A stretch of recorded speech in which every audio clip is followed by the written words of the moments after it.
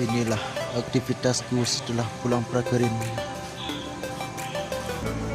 Setelah aku pulang prakerin, aku tidak pernah mengeluh dan tidak pernah berputus asa, karena itu ialah jalan kesuksesanku.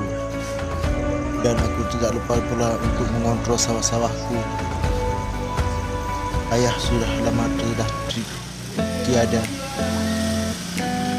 Ingatlah, semua yang ditinggali sama ayah itu ialah hakku sebagai anak.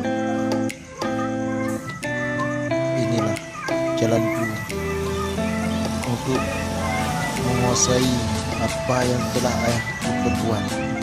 Ingatlah sobatku, umur ayah kita tidak panjang. Suatu saat ayah kita pasti akan meninggal, dan menyimpan harta yang sangat luar biasa untuk dinikmati oleh anak-anaknya.